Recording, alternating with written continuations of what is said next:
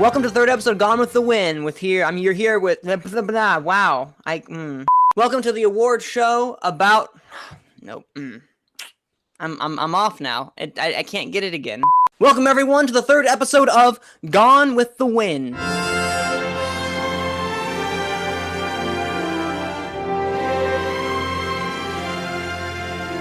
Welcome to the show about award shows. Today, I am your host, Manning Franks, as I always am. I don't know why I said today. I am always your host until I'm sick or dead or, doing something else. But over here today, we have Abe. Hi, I'm not dead. He's not dead. We had to check to make sure he wasn't, just because he wasn't responding. It's like in Facebook Messenger, if someone sees it but doesn't respond. We just wanted to make sure he was okay.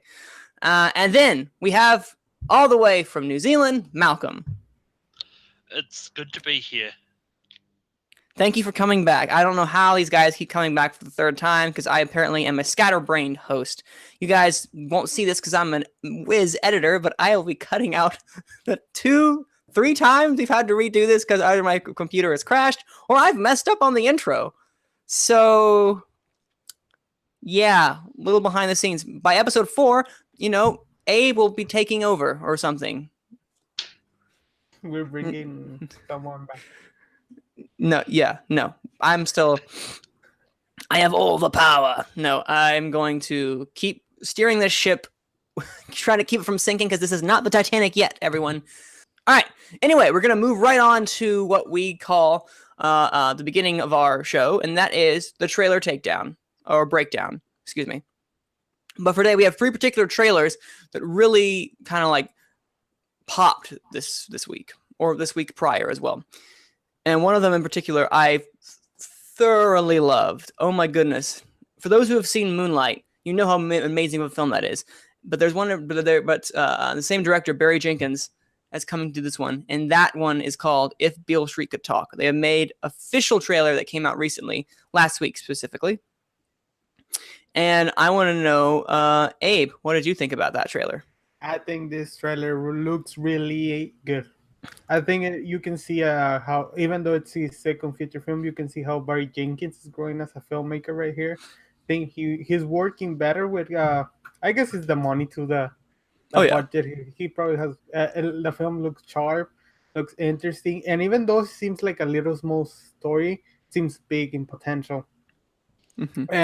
And the performances that we may be getting from several actors that honestly I don't know, but they seem like pros. Like they can be delivering something amazing right here.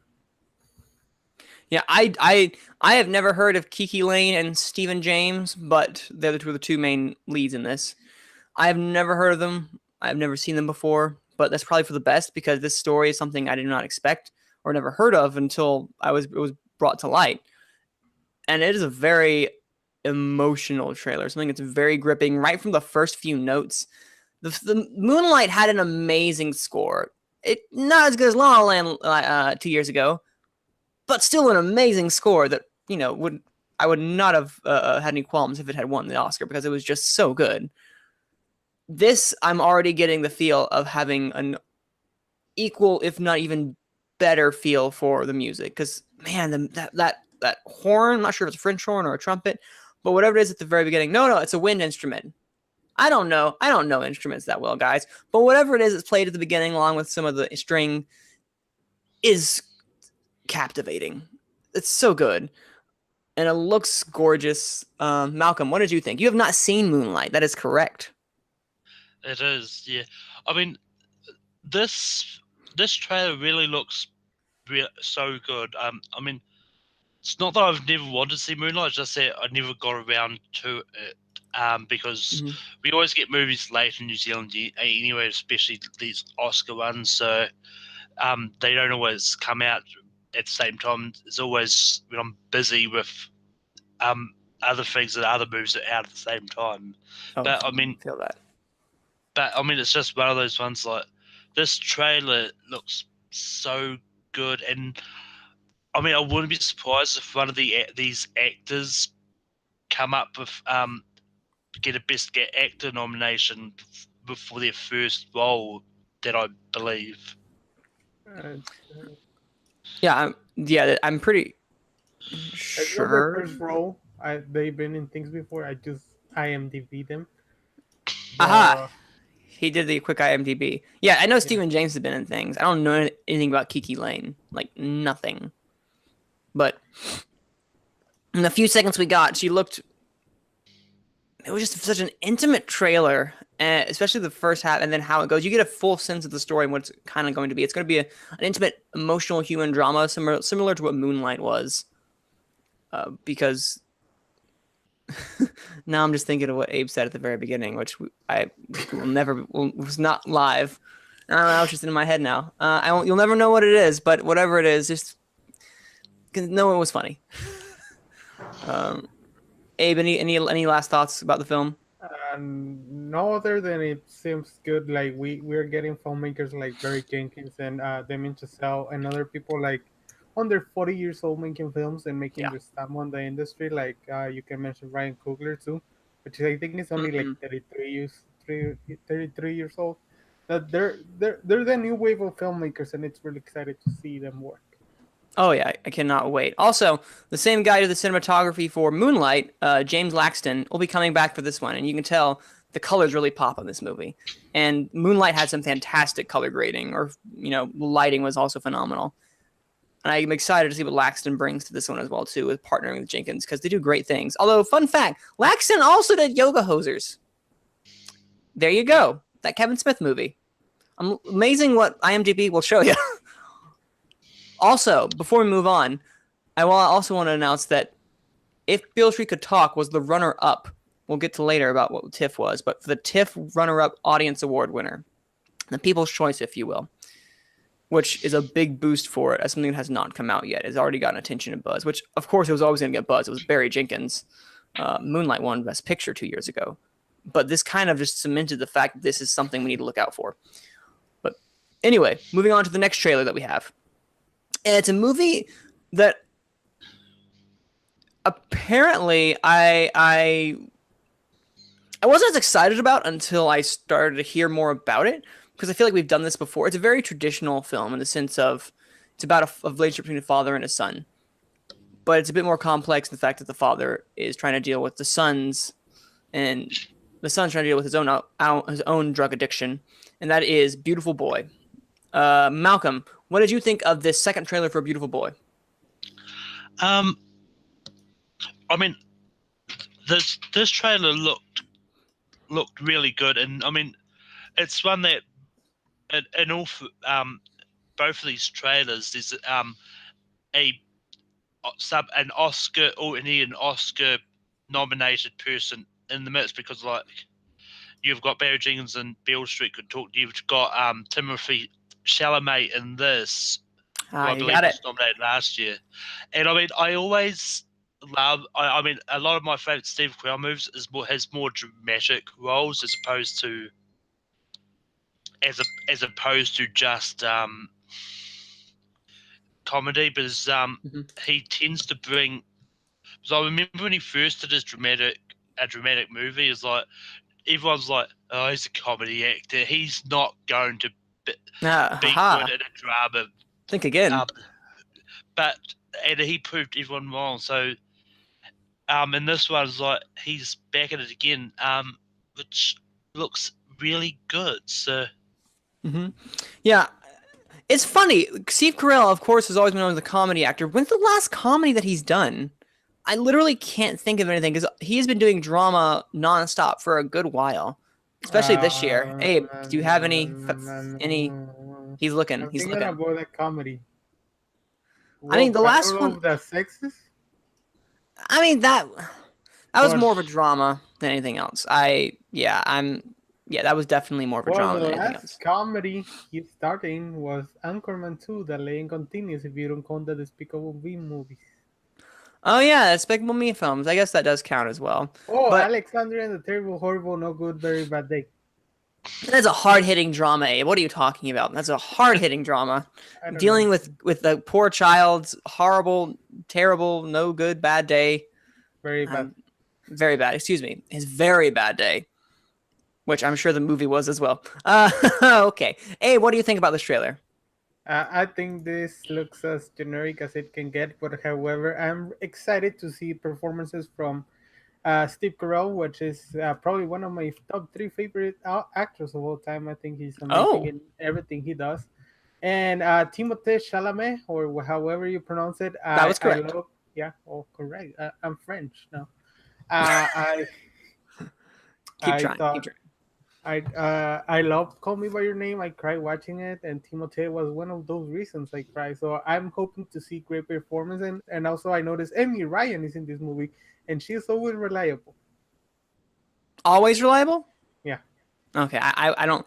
I haven't seen her in too many things, so I can't be like, yes, she's 100% reliable. So I can't I mean, agree, nor can I she's been disagree. in Birdman and Gone Baby Gone, and oh, she was in Central Intelligence.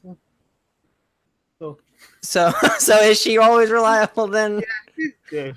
Okay, dude. Okay. Well, I guess more often than not, she'll be reliable. Yeah, this movie, I do agree. The trailer seemed pretty generic in the sense of like we've been there and done this. But the highlight of this film is definitely going to be the performances. That's what I've heard more than anything else. Is Timothy Chalamet and Steve Carell doing amazing work as usual. I remember when I first saw Foxcatcher, like 2014, I think. 2014. Correct me if I'm wrong. And I'm blown away by what Carell could do because I did not know he could go into that.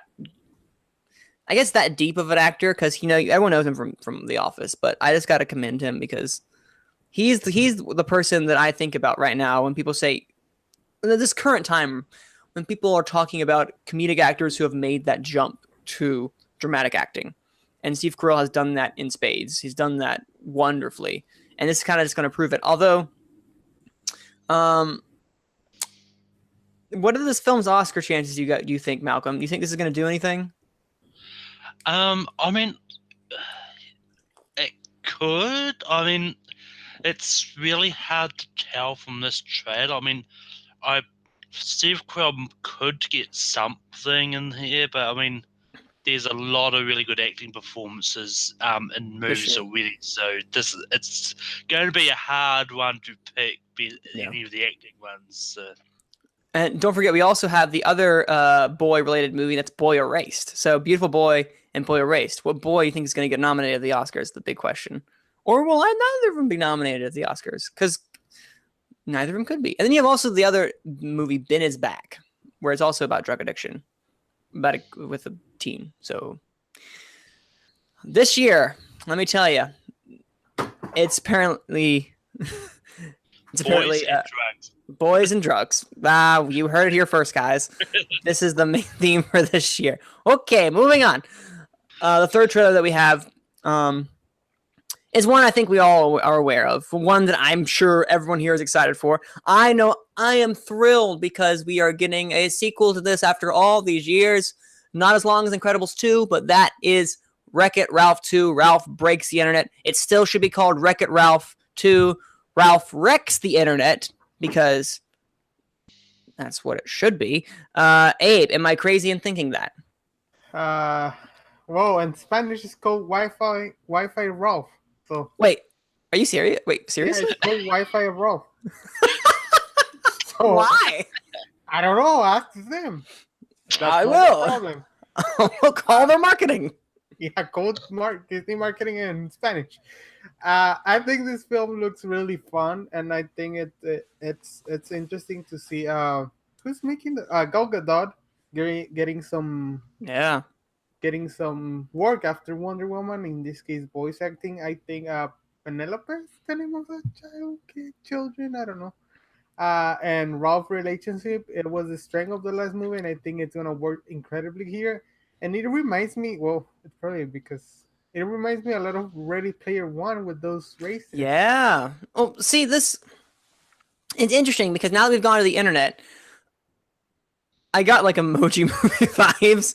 Not in the sense of like, oh, it's gonna be bad, but more along the lines of this is not as novel as Wreck-It Ralph once was, because I feel like we've done this type of thing before. But I'm going to leave it to the creators of Wreck-It Ralph to tell an interesting story with compelling characters, because the first Wreck-It Ralph definitely had that. Am I wrong to think that?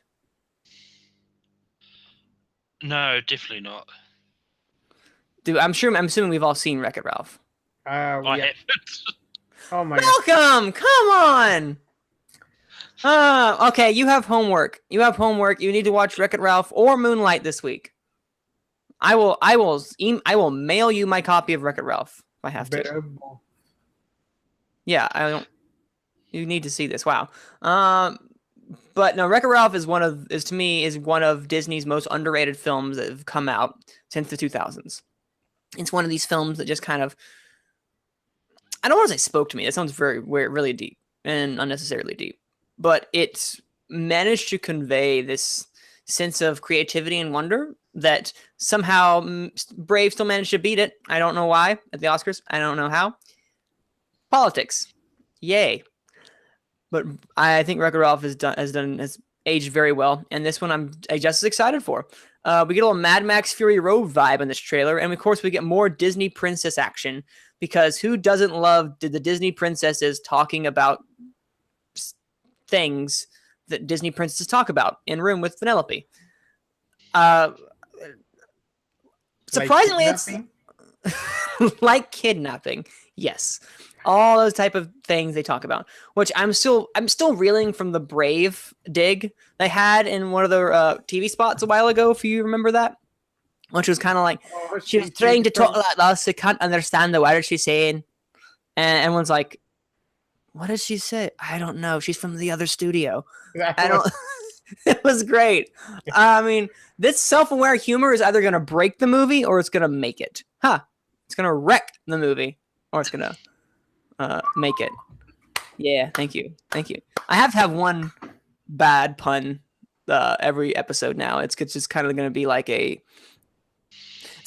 quota we have to meet. Okay, well, it's a quota from me personally. Okay, I can try. And yeah, I'm excited for this. We're all excited for this, even though Malcolm's never seen it. I'm sure he's excited for this, right, Malcolm? The trailer does look good.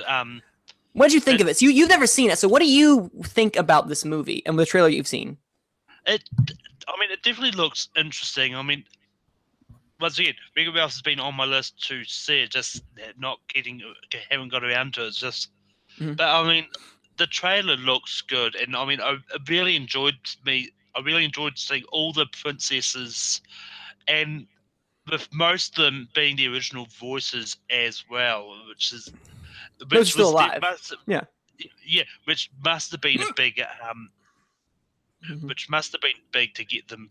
And I mean, I think its chances of being nominated for Best Animated Oscar is pretty high, judging from the other animated movies that have come out this year. And I mean, if Smallfoot gets nominated, I'm blowing up the Oscars. You haven't seen it. How do you know it's bad? Bro, it doesn't look good. Well, I don't know. Well, okay, moving on. Yeah, but overall, I'm excited for this film. I can't wait for it. Is it going to be as good as the original? I don't think so, personally. It's really hard to beat something that was that good. But now we all have to hound Malcolm to watch Wreck-It Ralph. Are you with me, Abe? Correct. All right, Malcolm, watch Wreck-It Ralph. It's an underrated Disney gem that needs to be seen. Wait, are you disagreeing with me? It's not an underrated Disney gem? Oh no, I see now. Oh, they said no. Like no. Like okay, well, okay, cool. I think it's well rated. No, maybe the watch along crew will make it a watch along. For Malcolm, do it. Wreck-It Ralph for Malcolm, or Malcolm for Wreck-It Ralph. I don't know how you want to do that, but either way, it's an amazing film. Everyone needs to see it. Moving on, which leads us to our next topic, and that is the Oscar temperature, where we get a nice sense of the news that have come up recently this past week or so, and it comes out with festivals, different movies submissions, news from the Oscars. And there's one thing in particular as well that I found really interesting, and that was the Toronto International Film Festival wrapped last week. And there was a certain winner that kind of came out of nowhere. At least I didn't expect it. I thought it'd be something a bit more, I guess, because popular is the wrong choice. Because it's called the People's Choice over at the Toronto International Film Festival, TIFF as it's called, and it's usually goes to the one that is a little bigger sometimes. But the winners at TIFF, the main winner for the People's Choice Award, went to Green Book, which we'll get into a bit more what that movie is, with the runner-ups being If Beale Street Could Talk and the second runner-up being Roma.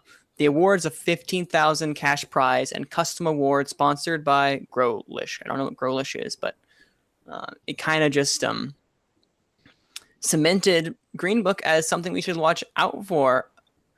Anyone have any thoughts regarding Green Book coming out of nowhere or Beale Street and Roma doing as good as we expected them to do? Well, I mean, I think Beale Street was probably one of the favourites that a lot of people was hoping would win at TIFF. But I mean, Green Book coming out of nowhere, because I mean, this is the first time I've heard of this movie, and it's got some like big name actors and like Viggo Mortensen and coming through the other one, Mahershala Ali. You got it. I probably still didn't pronounce his name right. Nah, you got it. But yeah, I mean, it just came out of nowhere with an RKO. So, Abe, I think this surprises out of Toronto shouldn't be surprises, because 2 years ago we were talking about a film directed by Barry Jenkins that surprised everyone. Yep. Toronto was Moonlight, and it went to win Best Picture. So, and it's interesting because the movies that win the Toronto prize, biggest prize, the People's Prize. What's the name of it? I'm not sure. It's the international. It's officially called the Toronto International Film Festival People's Choice Award. It's the good People's Choice Award, and not the one that is televised apparently every year. So from the last 20 Best Picture winners, 4 have won Toronto. So that's a good. Yeah. Yeah, that's a good percentage. That's a great percentage. And let's look back. Last year, 3 Billboards Outside Ebbing, Missouri won the People's Choice. It went on to win Best Picture. No, it didn't. It did not. My bad. That was Shape of Water. But it was a huge award contender. It was. I don't know why I thought that. But La La Land the previous year was nominated. Yeah.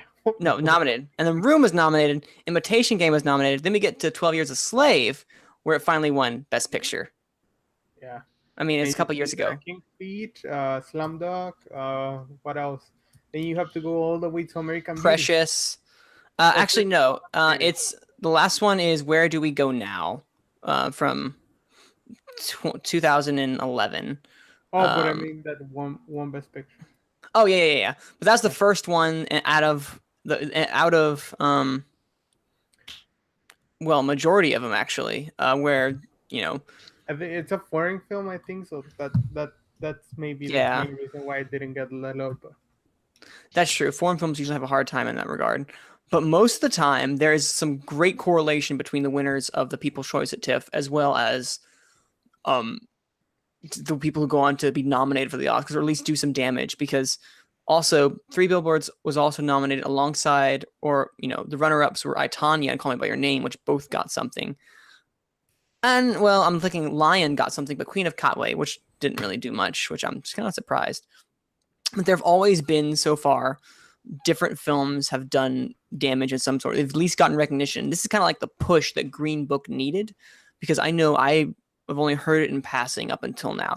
But once this won, I looked up the trailer, I watched it, and I was enthralled, which leads us to our next section, and that is our movie portrait regarding Green Book, because I think now is the time where we're going to need to start paying attention to this movie, because this might do some damage before we know it, or it might not, but it's something to be prepared about. But Green Book, what I find interesting, is a movie that's directed by Peter Farley. Does anyone know, or Farrelly, excuse me, does anyone know who this is? No. Malcolm. Is that one half of the Farrelly brothers? Boom. You got it. The same people who directed Dumb and Dumber and There's Something About Mary. Great movies, no question, right? Of course. Why? Yes, I'm arguing about. I'm not going to argue about that. They also did Um, Stack with You as well, I think, with Matt Damon and what's his face. Stack on You or something like that. oh About the yeah, twins. I have not seen that one, but this is a movie about classical pianist Don Shirley and a New York bouncer known as Tony Lip.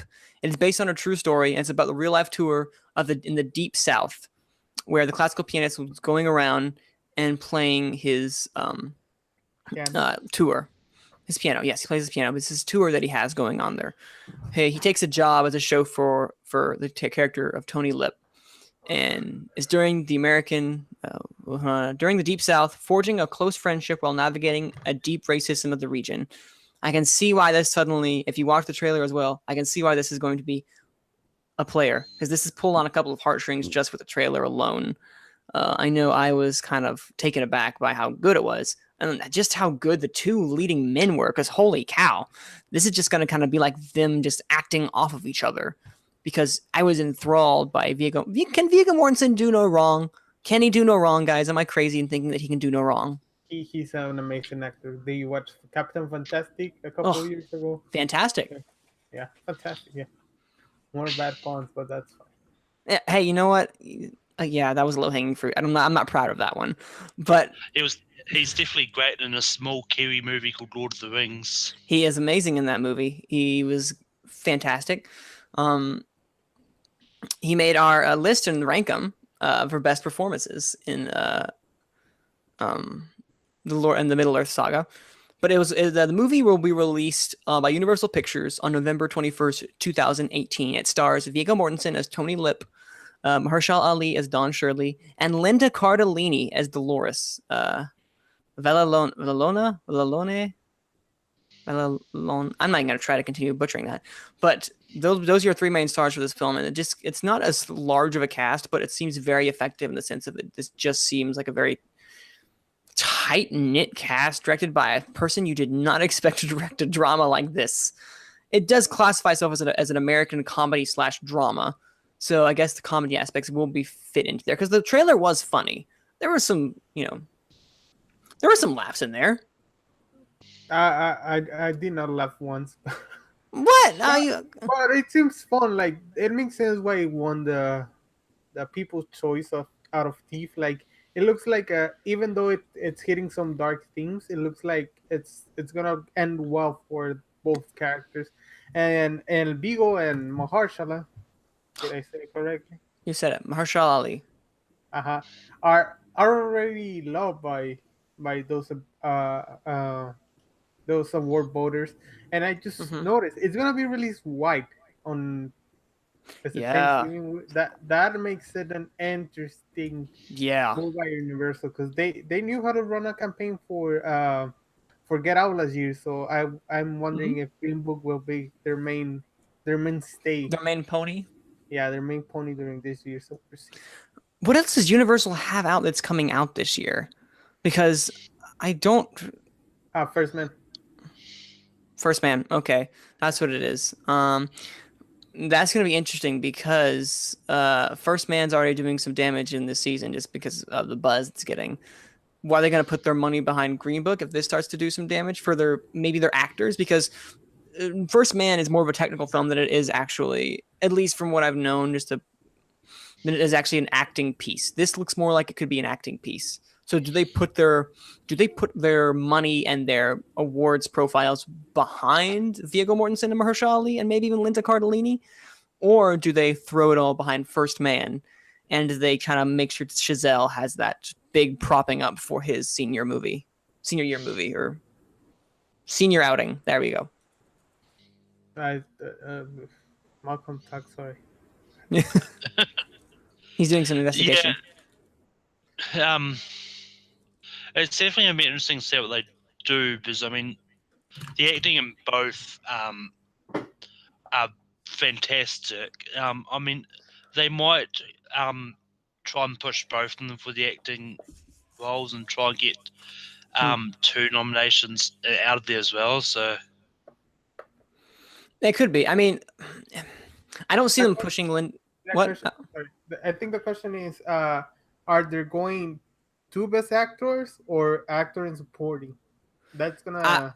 That I heard from those who've seen it that they are possibly going to they will split them, and most of the time that's usually because they don't want people fighting over the same spot. The same way they're going, The Favorite.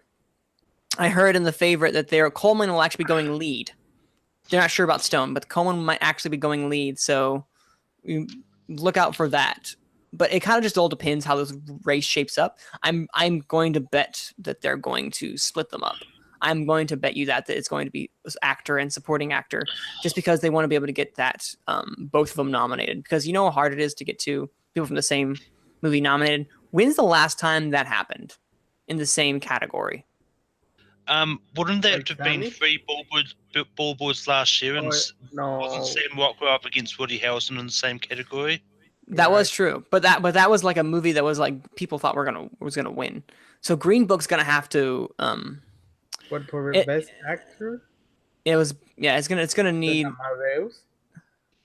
if they're gonna go either they both go supporting or they split, because best lead actor, I can't remember the last time when two lead actors have Amadeus, I think, is the last one. 84, 85. yeah, and that, or was it Reds or No, Red 682, right? was it Red- Amadeus. it was Amadeus. Yeah, it's Amadeus. John Holt and F. Murray Abraham.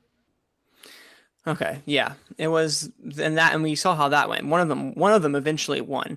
More so often than not, that means probably that they're going to win. I mean, well, we could have a Thelma and Louise situation back in the '90s where neither of them won. So it is possible. It's just incredibly rare, and I don't think Green Book, unless it starts to build some clout outside of the acting categories, I don't see it doing that. I mean, if also has First Man, I'm just not sure if they want to push all that like behind which pony. Yeah. They probably will go screenplay and little things in there, but maybe montage. A little. bit. Malcolm? Was that so? I didn't quite catch that. Oh, yeah. Abe and I were just saying that they literally could just kind of put it in some smaller categories like screenplay and then I guess acting categories for Green Book, and then push the rest. It's going to be really interesting to see how that shapes up, because usually film studios will only put their money toward one movie, maybe two, because they want to like make sure they get one out there. Yeah. And go ahead.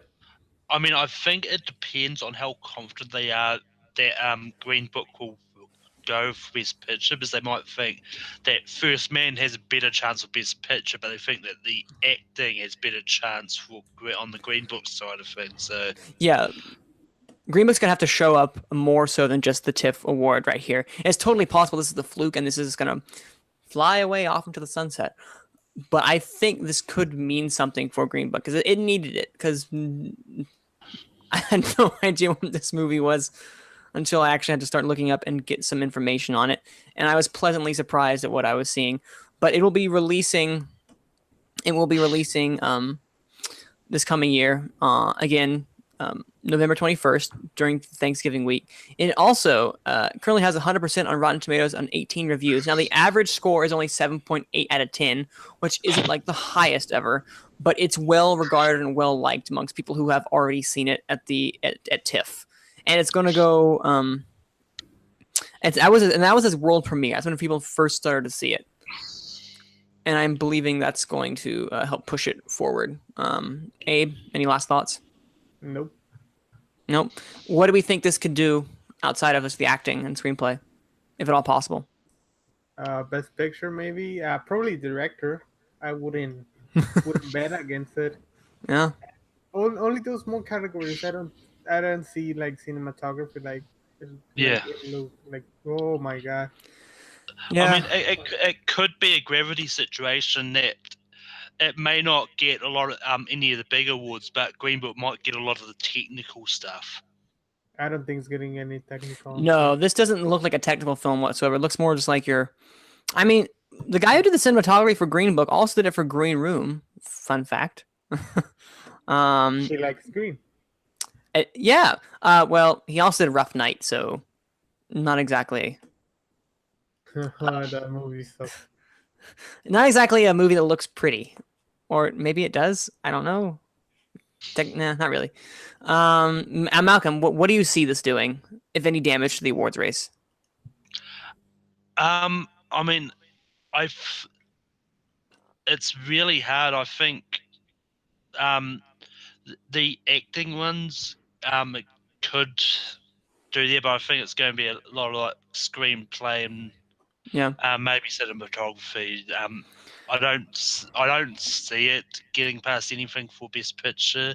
It could get a nomination, but I think that could be it. Yeah, I could definitely see this pulling a room where it got best picture, it got best director, it got screenplay and actress, and it could swap director with supporting actor, and just have four. I think 4 is its best day, maybe 5. Excuse me, 5 is its best day at the Oscars. Screenplay, supporting actor, director, and picture. Do you think this could be Viggo Mortensen's time to win an Oscar? What do you guys think? I need to watch the movie. I just think like there's a stacked year this year. It's very stacked, but I definitely think he still needs to be in conversation right now, especially after Captain Fantastic. He still got it. The man still has it. And I'm excited to see where this goes. And Mahershala Ali could get an Oscar nomination number 2, maybe Oscar win number 2. Probably not, but I mean, Nah. Linda Cardellini, does Velma get an Oscar nomination for Best Supporting Actress? Nah. Ouch. We need to watch the movie, man. We do. I'm just throwing out there the possibilities of what could happen for this one, because Green Book is something that we need to all start paying attention to, because TIFF is indicative of something when it wins. When it wins the People's Choice, it shows there is love and support behind it, and this is a movie I think that could be getting a lot of love and support as we continue along the awards race.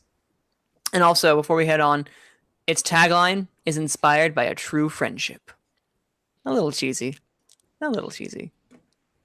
but all right, moving on to one of our favorite segments, and that is the game that we have usually.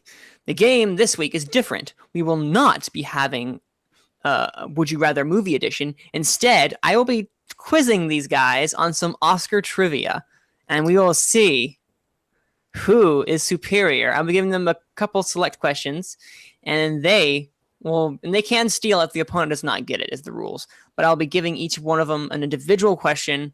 Multiple choice will not be available. This is not the Schmodown, guys.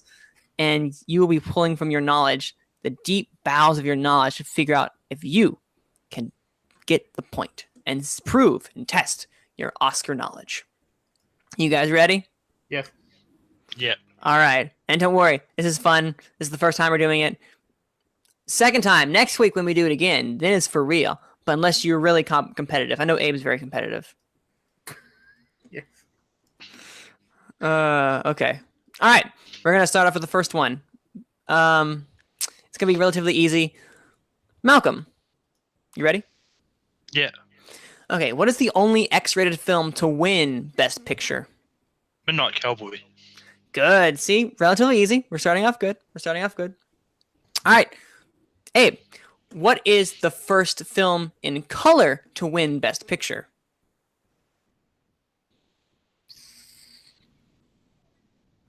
Okay, so going with the win was 1939. Boom. What? You got it. Oh, yeah? You did it. Yeah. That was the first one to win. Wasn't Snow White best animated in 1937 though? There was not. But not Best Picture. Ah, okay. There was no Best Animated. There was not Best Animated until 2000. They gave them an honourary Oscar for. They gave him like the honorary Oscar of like the big statue and then like 7 little statues. Yeah. It was funny. Anyway, what can you name one? No, you can't name it. All right, Malcolm. I need you to name. No. You're asking me or Malcolm? Malcolm. Oh, okay. No, I'm going back and forth. Malcolm, Oh. can you name one of the 2 films to win 3 Academy Awards for acting in the same film to win it? There are 2. Can you name one? I'm thinking they're both David O. Russell movies, so I'm going to get Silver Linings Playbook. No, this is the winning, not nominated. Yeah, I know. That's what Okay. I was. Yeah. Okay, I wanted to make sure. No, that is incorrect. Abe, do you have a steal? It happened one night. No, that was only 2. The real answer was A Streetcar Named Desire and Network. Peter A Streetcar Named Finch. Desire. Who won with Peter Finch? No, Jessica Lange. No. No, not Jessica Lange. I need to double check that. This is what the website's telling me. Yeah, it's fine. Because Peter Finch is the only one that comes to mind. So that's when I was like, what?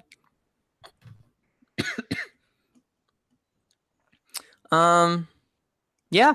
Best actor Peter Finch, best actress Faye Dunaway, and best supporting actress Beatrice Dunaway. Straight. Yep. Then So So it totally happened. All right. So only 1-1 so far. Abe, you ready for your next question? Abe could not get the steal. Yes. All right. Let me find a good one. There's a list here.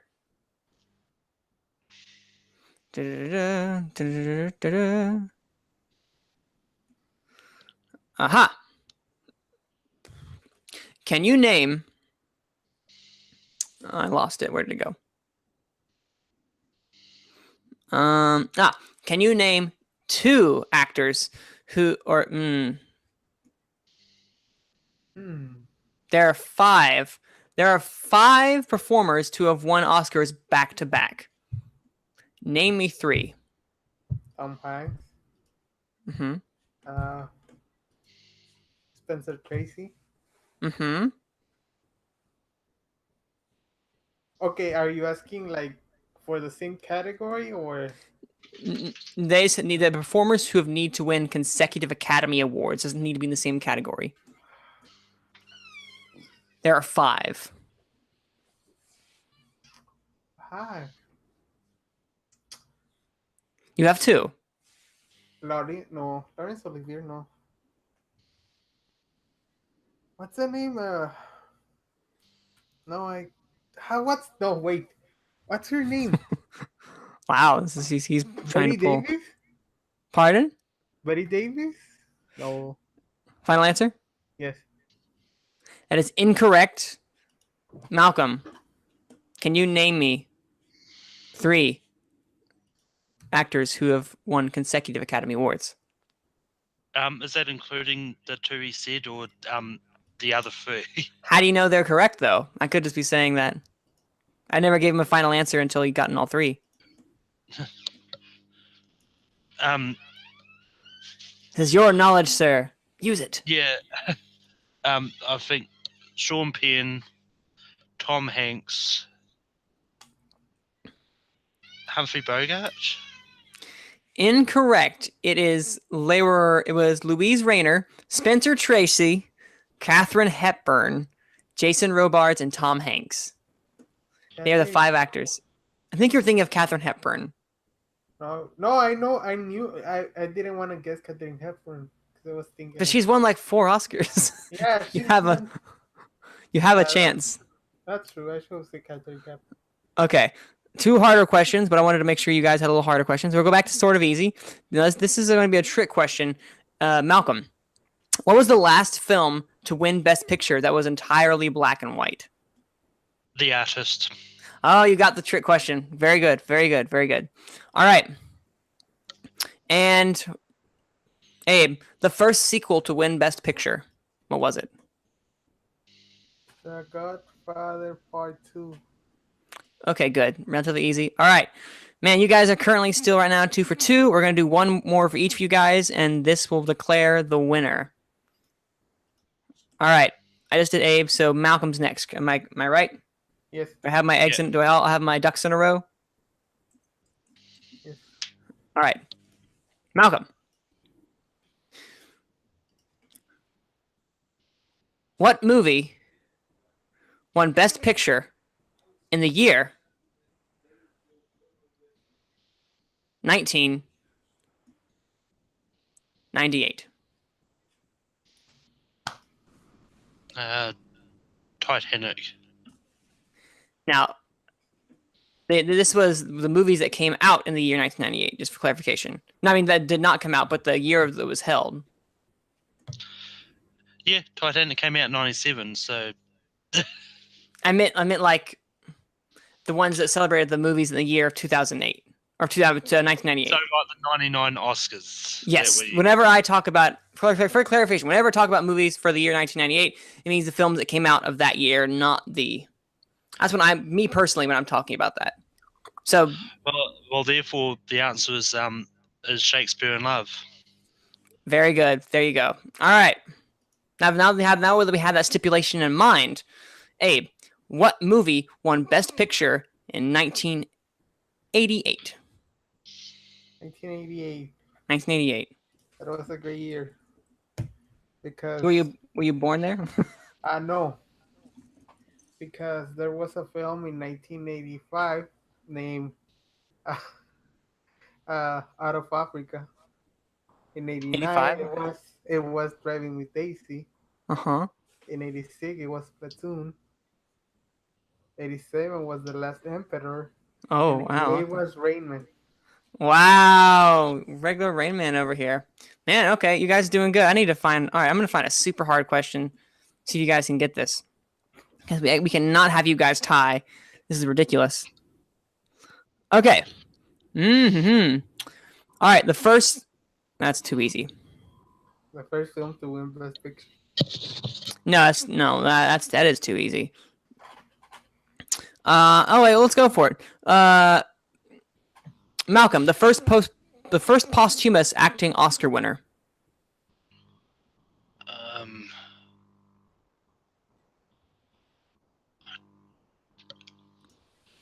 It wasn't Heath Ledger.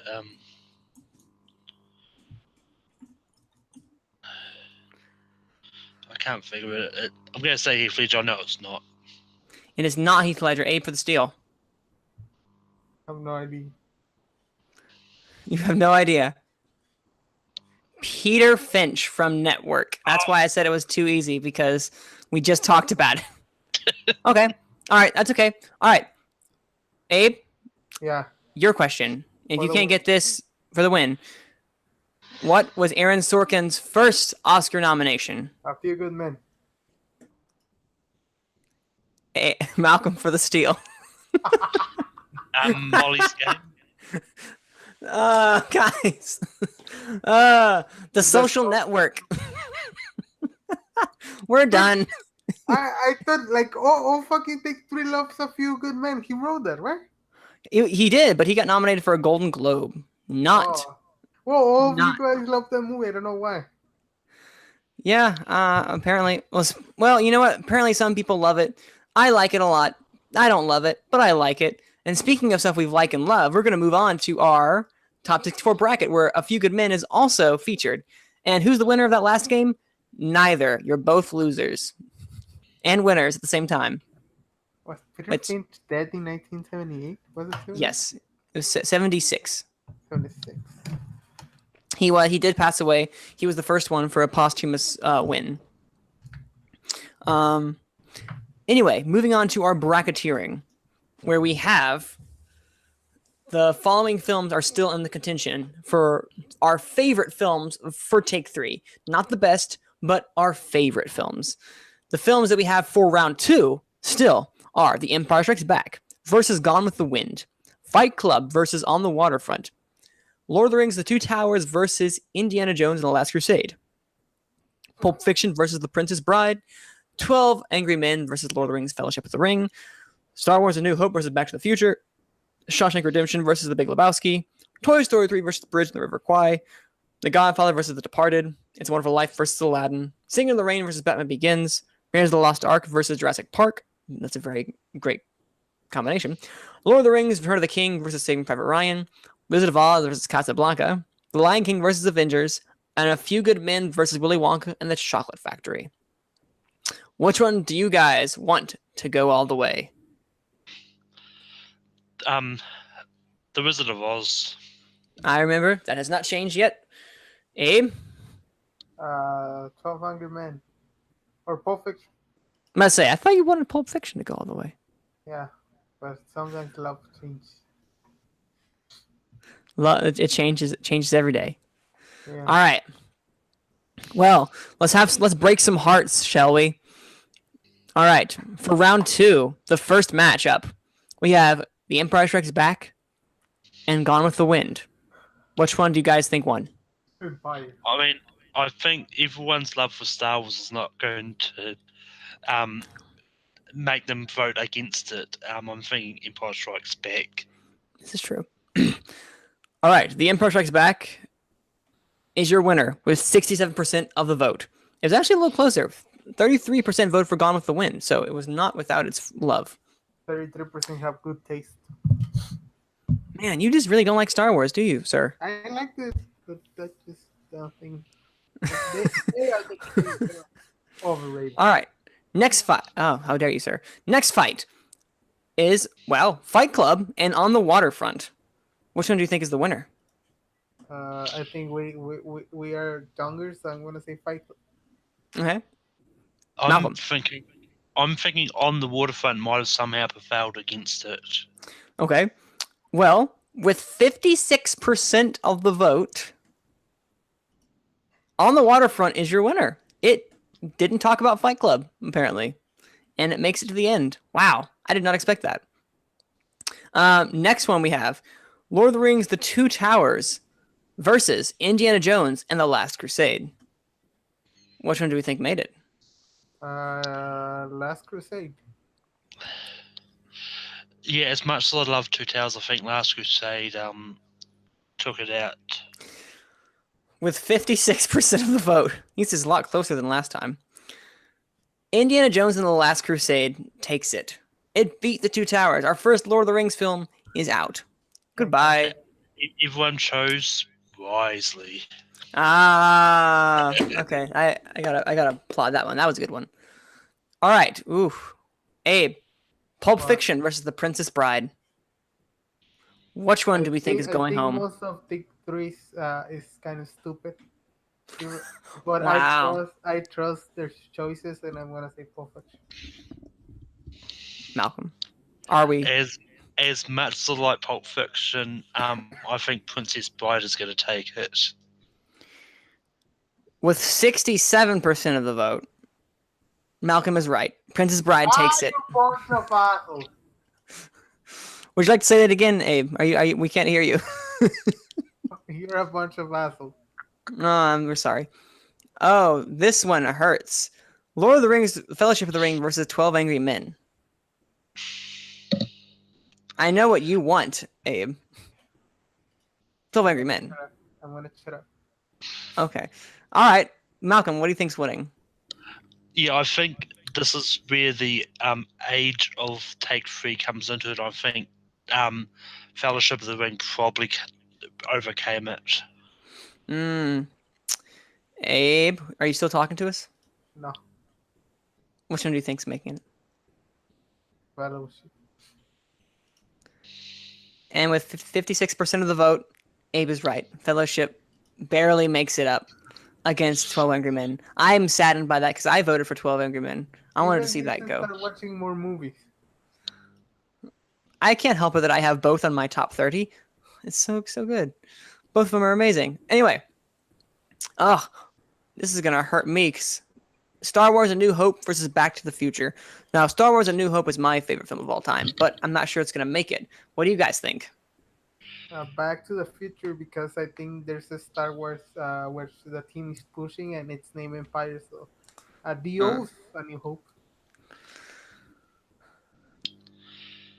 Yeah, I think a lot of there's a few people in Take 3 that really love Back to the Future, so I think Back to the Future might have taken it out. With 56% of the vote, Back to the Future does take it. My heart is sad. Oh well, I will. My heart will go on. we've still got a Star Wars in there. We do. Woo! This one's a little bit of a. There's a distance between this one. The Shawshank Redemption and the Big Lebowski. Which one do you think got it, guys? I would not talk about this. Cool, Malcolm. I'm thinking Big Lebowski. And before Abe murders us all, you are correct. It is Shawshank Redemption. We're going to move on to the next one now before Abe's fury is rested upon us all. You know, I cried watching Shawshank, but it's not Big Lebowski. Yeah, you know what? Yeah, I'm sorry about that. Your favorites are both gone. I am sorry. I still All have right. a horse in the race. You still do. Toy Story 3 versus Bridge in the River Kwai. The river is gonna take the toys. No, I think the river is going to take the toys. Okay, Malcolm? I think the toys are going to stand firm against the river and stop the flow. That's a lot of toys to manage to stop a river. With 56% of the vote, this seems to be a pattern, how close these are getting. Bridge in the River Kwai defeats Toy Story 3. I am in shock. I did not see that happening, but apparently it did. Now there are no more Toy Story. We went with Toy Story 2 and 3 in this match, and both are gone. But we have another matchup, The Godfather and The Departed. The Departed. The Departed? You think The Departed's going to take it? Oh, no, I think The Godfather. I don't think you guys are that. Okay. Yeah, I think the better crime story is The Godfather, so I'm hoping people have see sense. And Abe, you are right. We are not that stupid. It is The Godfather with 78%. I have a question. Do you guys consider The Godfather a crime movie? I mean, I know why would it, but I think it's more a movie about racing power than it's about crime. Crime. It still has crime aspects. It's a crime family. Yeah, I mean, it's not like majorly about any sort of crime. I think the theme of crime still sort of goes through it. Yeah. It's what happens when crime overtakes a family. When, dark deeds and all that jazz. Anyway. Ooh. It's a Wonderful Life versus Aladdin. This will be fun. Malcolm. I mean, I really want to see Aladdin go further, but I don't think it is. So I think It's a Wonderful Life is going to take it. Abe? Just like the Elton John song says, "It's a wonderful life." What the song goes? It's a little bit funny. There's something inside. I don't know if I know that one actually. I don't know many Elton John songs. Your song, it comes out in Moulin Rouge. We'll talk about it later. Yeah, I was about to say, I'm confused now. I don't know this one. But anyway, with 78% of the vote, It's a Wonderful Life is your winner. All right. Next one, Singing in the Rain versus Batman Begins. I think we all know it's going to win, but this one's a lot closer than I thought it was going to be. What do you guys think? Malcolm? Yeah, I think Singing in the Rain is the classic factor, and I think it's going to win. Thankfully, it did. With 67% of the vote, it takes it. Now we get to my favorite matchup of the matches so far, and that's Raiders of the Lost Ark versus Jurassic Park. This is a Spielberg match that I've been waiting for, and I voted for. I know what I voted for, but I want to know what you guys think is going to win. The Last Crusade passed. Yeah, Last Crusade. Yes, it made it. So I think Jurassic Park is going. Is making it. What do you think, Malcolm? I mean, Raiders and The Last Crusade are the two better Indiana Jones movies. So I think Raiders might have gone past Jurassic Park. Solid logic, but Abe's logic takes it with 67% of the vote. Jurassic Park. Oh, can we kick him off this chat now, please? This is too much. Too much. Wait, I can mute him right now, but I won't because we love him. All right, Lord of the Rings: Return of the King, or Saving Private Ryan. That's probably the Return of the hardest King, one so hands far. down. What? My God. Both of you. What do you think? Which one do you I think? think, Which? but I think the pirate, The Pirates? the The, private Ryan. the pirate movie. It's late. Oh. Yeah, Saving Private Ryan. And then Malcolm, what'd you say again? Return of the King. Was 67% of the vote. Return of the King has returned. The King has returned. Yeah, Saving Private Ryan is now out. Spielberg still has 2 more films in the race, so he's not completely out of the woods yet.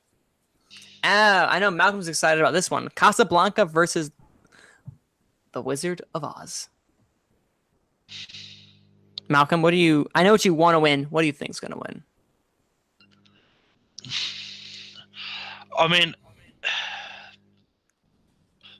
no, I think Wizard of Oz is better than Casablanca. I think Wizard of Oz. Okay. Okay, all right. Wow, that's very adamant. Abe? Here's looking at you, boy. Casablanca. It's actually here's looking at you, kid. He's incorrect. Oh my God. I should be Incorrect. banned from this fucking. Well, someone's hard on himself tonight. Oh no. Sorry, Manny. No, it's okay. I came up with the stupidest joke. I'll tell you guys afterwards. All right, The Lion King or The Avenger? Wait, I missed. Totally forgot. Oh, I'm losing my voice too. It's great. The winner with 67% of the vote is Casablanca. I am sorry, Malcolm. Take that, asshole. Oh no! Apparently, no one's movies. My number 1 and number 2 and number 3. I have my. Well, it depends what. I have one only on the race. Uh-huh. Oh, I have 2. Okay, let's do this. The next one, Lion King and The Avengers. Is this the one you're talking about, Abe? Wow, this one. There's 2 of my 2 Okay. and 3 movies on the list. I believe. There's some. I love the Avengers for a lot of reasons. But the Lion So, King taking it. oh, okay. And Malcolm, I'm sorry about Wizard of Oz. I'm sorry for your loss.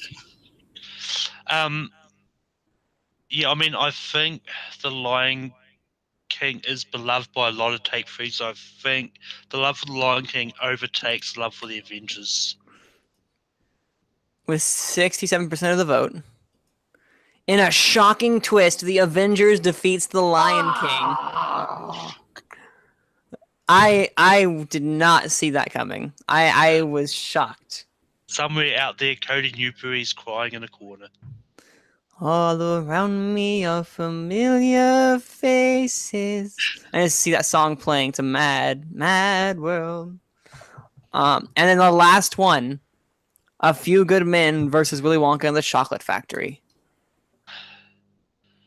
As much as I like A Few Good Men, I think Willy Wonka is better. Mm-hmm. Abe, what say you? You know, I think A Few Good Men.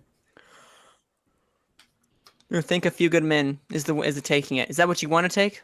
Is that what you wanted to take? Is that what you No, want? I actually voted for Willy Wonka, but. Well, I think all 3 of us actually voted for Willy Wonka because it's taking. If it's 56% of the vote, it beats A Few Good Men. Fuck you, Alan Sorkin. Hey, whoa! Hey, let's not go that far, okay? Whoa! You look at the question you asked me. I love. Okay. Well, that's fair. But that man is a national treasure when it comes to writing screenplays. Yeah, like. Okay, 90% of what he writes is gold, and then there's. Yeah, like 50% of Molly's Game. It was a little too long. I mean, I don't want to say the full movie was bad. It's not. It's just it's better. Too long. Better a little bit. You're a better writer than you are a director, so I can't really blame him. But wow, guys, wow, we are officially at the home stretch. This is basically we are in round 3. We are almost halfway there. We're about halfway. There are 5 rounds, so there is no like halfway point unless you go like a 2.5. Round 3 And is the halfway point. so yeah, we are definitely. I'm about to say, wait, 1, 2. Yeah, no, that is. I'm thinking of we need a 2.5 round. Oh boy, math is not working. It's been a long day, guys. It's been a very, very long day. Did I tell you I worked 12 hours, like 7 days of 12-hour shifts straight? Thank you for Hurricane Florence. Ugh. Well, now everyone knows again and knows how tired I am.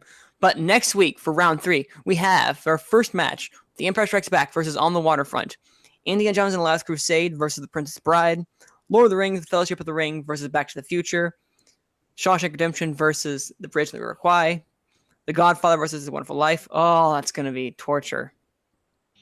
Singing in the Rain versus Jurassic Park. Oh, it's going to hurt. Oh, Lord of the Rings: Return of the King versus Casablanca. And then The Avengers versus Willy Wonka and the Chocolate Factory. This is where it gets really good, guys. This is the final stretch before we enter the really horrible round 4, where we're going to really, really hate each other. All right. Any final thoughts you guys have concerning what we've talked about so far before I close this out? About the bracket? Oh, no, in general. I mean, what movie will you guys be watching this week? You know, see anything? What do you have planned? A Simple Favorite. Ooh, how was it? No, I'm gonna watch it. Oh, you're going to watch it. Okay. And I'm gonna watch a Smallfoot because Malcolm hates it. Apparently. And there's also Malcolm, besides Wreck-It Ralph, what are you watching this week? I'm probably going to be watching Moonlight as well. Oh, yes, very much true. Very, very true. I'd recommend seeing both those as soon as possible. But yeah, I mean, but aside from that, I'm probably going to try and see Black Klansman in cinemas. If you can. Is it still out there? Yeah, it only just came out a couple of weeks ago, so. Oh, well, lucky it left. So most cinemas where I'm from. So I'm gonna have to try to finagle my way to make sure it comes out on streaming soon, or Redbox or something. Just watch New Zealand. I think the ticket price with the plane is gonna be a little expensive. I'm not sure it's worth the couple $1,000 that I'm gonna have to pay. So yeah, but I will hopefully be watching tomorrow. I'm gonna go try to finally see Crazy Rich Asians. Wow, I can't speak. Crazy Rich Asians tomorrow, or I might see A Simple Favor. I'll see what I'm feeling, because when you try to balance work, job, and then trying to go see movies, the thing you gotta be at kind of takes precedence over watching movies. So Netflix and Prime have been my true friends while in this dark period. Anywho, all right, this is where we start to close out. Malcolm, where can the people find you? You can find me on Take Free Production, where I host a show called Rankerman. Next week we're doing top 12 Marvel superheroes, which should be really interesting. And you can also find me competing in the Schmodown Trivia Schmodown at the time this year's will probably have been already uploaded, so you can find that there. And you can also find me on Twitter, Instagram, and Stardust at Melkor. I will be cheering you on, sir. I will be cheering you on. And Abe, where can the people find you? You can follow me on Twitter at AbrahamS25. Don't add me on Facebook if I don't know you. Also, you can watch the Take 3 Reactor Summit, the Schmodown Reactor Summit that went up on Tuesday. On Monday. We had an amazing conversation, and we have one coming next week on Monday too, which I edit and sometimes write weird descriptions that make people mad.